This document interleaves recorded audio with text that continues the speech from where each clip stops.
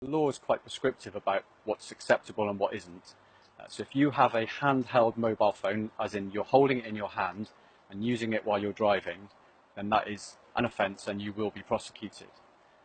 Now, if you're stopped in a traffic jam or you're stopped at a red light, some people think that's an opportunity to catch up on messages or make calls. The law actually is quite prescriptive around that activity as well, and that is included in the offence. So stopping at a red light and using your phone still means that you commit the offence. The only safe way to make a call when you're behind the wheel is to stop in a safe place, turn your engine off, engage your handbrake and make your call. Legislation also goes further, and it talks about mobile communication devices and devices that are capable of sending and receiving data.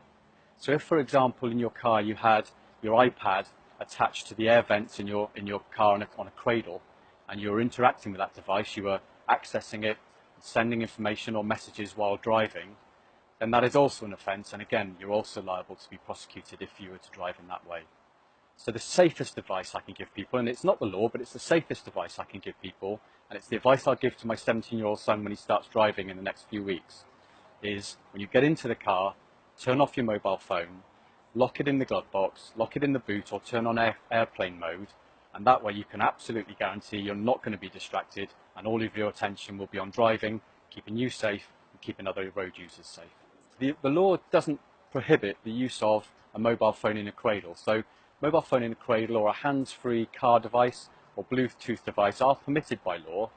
What your viewers will need to be careful of is that if they are driving a car and they are not in proper control or they're distracted by the device, which could happen if a phone is in a cradle or if they're using the hands-free device, or indeed if they're eating behind the wheel or changing a CD, for example, then they commit a different offence of not being in proper control of that vehicle, and that's still just as serious, and the consequences of driving while not in proper control or while distracted can be equally devastating for them, their family, or for other people's families who are using the road as well.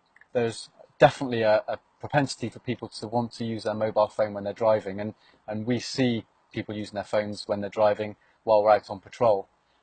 Anybody that's seen by a police officer using their mobile phone while they're driving is going to be stopped and will be prosecuted. There's no doubt about that. Some of the examples where I've seen people driving using their phones, I drive an X5 marked police vehicle, and you can imagine it's very visible.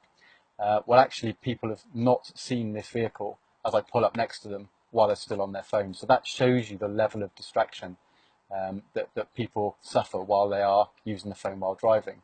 And of course, those people are prosecuted, end up with points on their licence and having to pay a fine.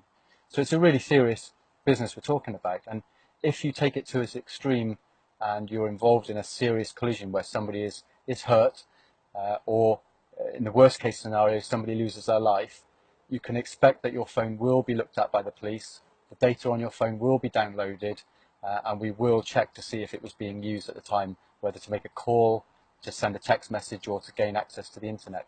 And if that is the case, then you can expect to receive a custodial sentence if you are found to be at fault.